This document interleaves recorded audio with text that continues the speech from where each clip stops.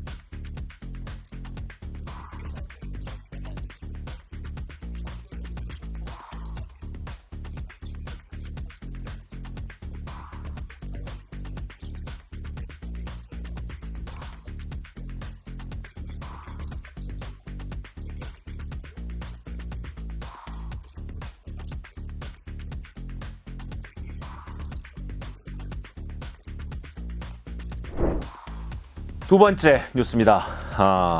펭수 돌풍이 여전합니다. 작년 2019년 후반에 얼굴을 내밀었던 자이언트 펭수가 이제는 여러 우리가 말하는 셀럽들과 함께 새로운 영상들을 만들어내고 있습니다. 4월 시작된 시즌2에서 펭수는 빌보드 프로젝트라는 원대한 목표에 스스로 도전한다는 설정을 가지고 타이거 JK에게 힙합도 배우고요. 또 공동 작업으로 음원까지 발표하면서 그 음원이 차트에 진입하는 아주 신기한 일까지 발생했습니다. 방탄소년단도 만나고요. 트와이스 멤버에게 속성 아이돌 교육을 받는 등 유명 연예인 콜라보 콘텐츠로 여전히 더욱더 팬덤을 높이고 있습니다. 이런 화제성을 높이기 위해 스스로 노력하는 모습도 보이고 있고요. 생명력이 아주 짧다고 알려진 유튜브 생태계에서 펭수 IP의 생명력은 여전히 높고 이 펭수의 매력을 우리나라뿐만 아니라 해외에서도 좀 더 많이 알아보는 내년이 됐으면 하는 바람도 갖고 있습니다. 세 번째 트렌드는요. 신비 아파트의 돌풍입니다. 저는 신비 아파트가 처음 나왔을 때 이런 호러물을 초등학생들이 좋아할까 생각했습니다. 하지만 새로운 장르가 새로운 소비자의 트렌드를 만듭니다. 올 한 해 가장 뜨거운 화제였던 신비 아파트 시즌3가 타겟 시청률 10%를 넘기면서 투니버스 개국 이래 최대 시청률을 기록했습니다. 초호화 캐스팅의 드라마로 넘기기 힘든 두 자루 시청률을 만들어냈다는 것인데요. 이 시즌제 프로그램이 시즌을 거듭할수록 시청률이 떨어지는데 신비 아파트는 되려 2016년 정규 편성 이후 점점 더 높은 시청률을 기록하고 있다는 소식입니다. 이게 귀신 호러물의 아주 오래된 아파트 이야기거든요. 근데 그 이야기를 초등학생들이 입을 뒤집어 쓰고 무서워하면서도 계속 보고 있다는 이야기죠. 신비 아파트의 독특한 장르적인 매력, 이제 국내 시장이 아니라 해외 시장에서도 평가받을 일만 남았고요. 또 이 캐릭터 굿즈를 비롯해서 뮤지컬, 서적, 게임, 웹드라마 등 다양한 IP의 확대가 눈에 보이고 있어서 내년에는 더 큰 활약이 기대됩니다. 그에 반해서 집콕을 하는 생활이 늘어나다 보니까 부모와 아이들이 훨씬 함께 노는 시간이 늘어났죠. 그래서 바로 그 유아와 아이들과 함께 노는 놀이 상품들은 또 불티나게 판매가 됐다는 소식입니다. 대표적 완구업체인 손오공과 모나미 등이 집에서 여가를 즐기는 키덜트족들 그리고 취미생활 키트 등을 발빠르게 출시를 했습니다. 특히 오로라 월드는 인기 캐릭터와 정보기술, IT를 결합한 신비 아파트 소울 파이터스 이런 상품들을 출시해서 온라인몰 판매 시작 10분 만에 완판되는 대대 상품으로 기록되기도 했습니다. 집에서 놀이와 학습을 병행할 수 있는 레고 제품 그리고 홈스쿨링 제품 등이 완구랑 결합되면서 매출이 확대되고 있다는 뉴스입니다. 9번째 뉴스입니다. 게임 콘텐츠 돌풍 속에서 닌텐도가 다시 부활했습니다. 집콕 생활이 늘어나면서 게임 콘텐츠의 소비가 늘어났죠. 그중에서 우리가 흔히 스마트폰으로 모든 게임을 하다 보니까 콘솔 게임기는 더 이상 판매되기 어렵지 않나라는 예상이 있었습니다. 근데 그 말을 무시하기라도 하듯 올해 마스크보다도 사기가 힘들었던 게임 콘텐츠가 있었습니다. 바로 닌텐도 스위치의 모여봐요 동물 숲이라는 게임이었습니다. 자, 예약 판매부터 완판 행진을 하면서 동시에 콘솔기기 수요도 엄청나게 늘었죠. 참 신기한 일입니다. 기존의 MS와 소니의 콘솔 게임기는 고화질의 고품질의 고용량으로 만들었는데 그에 비해서 닌텐도 스위치는 귀여운 캐릭터로 단순한 게임이지만 모든 사람들이 함께하는 게임이다. 다시 말하면 집콕 생활과 코로나로 인해서 사람들이 모이지 못하지만 게임 속에서 가상적인 생활을 통해서 함께 모일 수 있다는 기회를 보여줬던 컨셉이 인기를 끌었던 것 같습니다. 1980년대 가정용 게임의 절대 강자였던 닌텐도가 이후에 아주 어려움을 겪었는데요. 2017년 닌텐도 스위치가 타임지 선정 올해의 전작이 1위 오르면서 화려하게 복귀했죠. 사실 복귀는 했지만 계속 인기 상품들이 뒤이어서 나오질 못해서 안타까웠는데 올해 바로 모여봐요 동물숲이라는 컨텐츠로 다시 인기를 끌기 시작했습니다.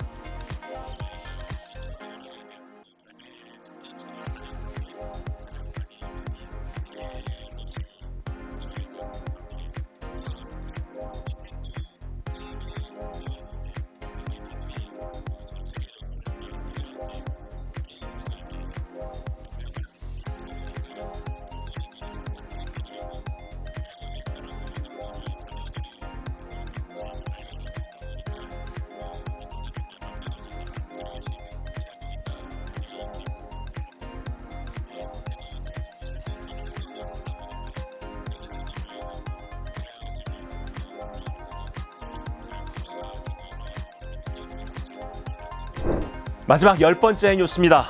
안타까운 소식이지만 다시 내년을 기약하는 뉴스인데요. 코로나로 멈춰선 캐릭터와 IP 라이센싱 관련 행사들 소식입니다.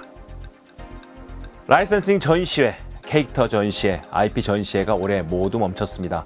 코로나19로 인해서 많은 대중들이 모이는 행사들이 멈추고 내년으로 연기됐던 이유 때문이죠. 국내뿐만이 아닙니다. 해외에서도 모든 행사들이 그렇게 연기됐습니다. 올해 19년째를 맞이하는 캐릭터 라이센싱 페어도 연간 13만 명이 참여한 아주 국내 최고 행사였지만 올해는 라이센싱 콘이라는 컨퍼런스만 열고 다른 행사들은 취소되고 있습니다. 뿐만 아니라 미국 라스베가스에서 열리는 라이센싱 엑스포 그리고 브랜드 라이센싱 유럽 등 세계적인 행사도 줄줄이 취소가 됐는데요. 그나마 다행인 것은 내년 2021년 1월에 개최 예정인 홍콩 라이센싱 국제쇼가 온라인으로 행사를 진행한다고 합니다.